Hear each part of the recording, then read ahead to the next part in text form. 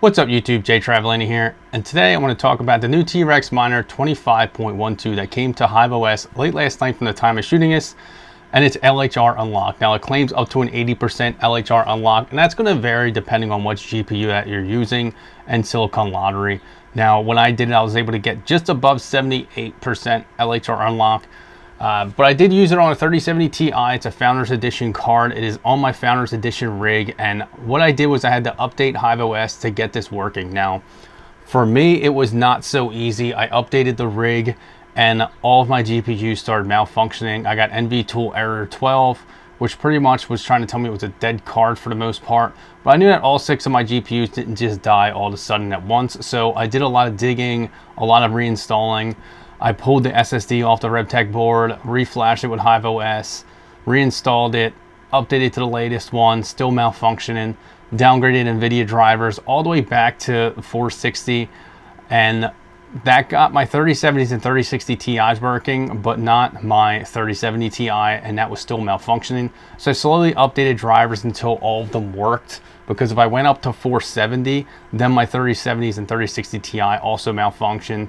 Now, I don't think these are card issues. I think it has more to do with the RevTech board than those, but I got them all working for now. So let's go inside and check it out.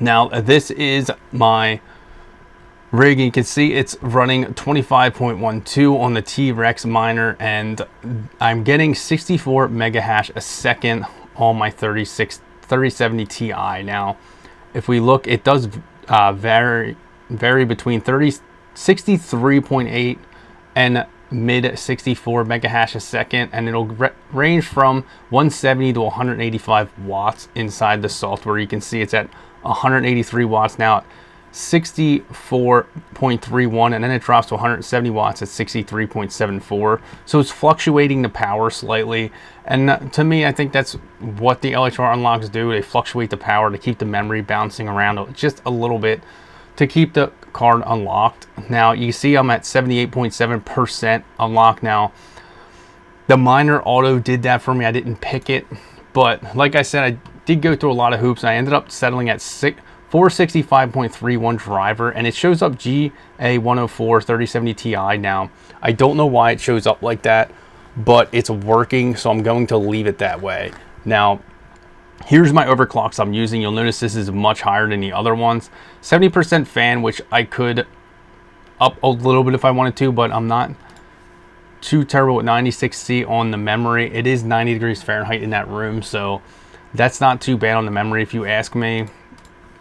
Now, 1150 on the core. I could probably up that slightly and possibly get a little more mega hash. I don't know, but I am at 3200 on the memory, so that's a lot higher than my other ones, but it has to do with the LHR unlock from what I understand.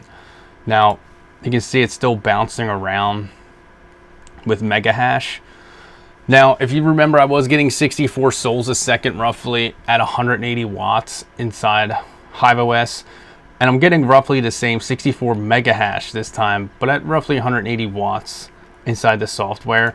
So let's go ahead over to what to mine here, and you can see I have it plugged in 64 mega hash at 180 and 64 souls at 180. 13 cents a kilowatt hour is roughly what I pay, so I'm going to leave that at that, and we'll go ahead and calculate this. And currently it's saying I'll make $2.66 per day revenue and $2.10 profit with Ethereum. And with Flux, what I was mining before, $2.02 revenue and $1.45 profit. Now, neither of those are bad on profit in my opinion off one GPU, so you really can't go wrong with either one.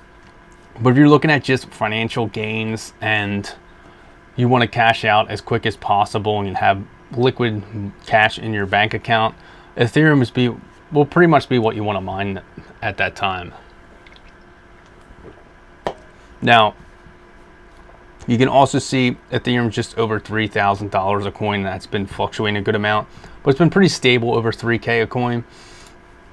Now, obviously you can see that the LHR unlock's not nearly as efficient as my 3070s and 3060 Ti, but I was also expecting that going into it, so not too big of a deal there. Now, do I plan on staying on this? Yeah, I'm gonna leave my 3070 Ti on it one, I just got the rig stable again. I don't want to mess with it. And two, the profits are there for me to justify leaving it on it.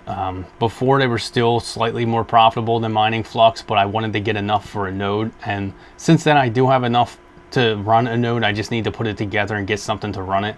But all in all, I think the LHR unlocks are coming along a long way, so hopefully they can get a little bit more and squeeze more out of it. I would hope that one day we can see a full LHR unlock, and that we would just rip 100% of what we can do on Ethereum and Ethereum Classic and Ergo, but we'll see when the time comes. Now, if that does happen, I do have some 3080 Ti's and a bunch of 3070 Ti's, so that would obviously be really good for me. And I have two 6-card rigs full built out with all LHR cards, so if I could convert those over to be 100% on Ethereum, that would be a really good day for me.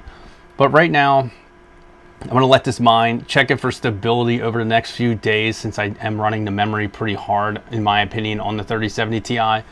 But, you know, I'd like to hear your guys' experience with the LHR unlocks. If you're using a new T Rex, if you're using a different LHR unlocking and you find it more successful, I will try it out. If you comment down below what you are using and your experience with it. But thanks for checking this video out. Make sure you hit that like button, hit that subscribe button, comment down below. See you next time.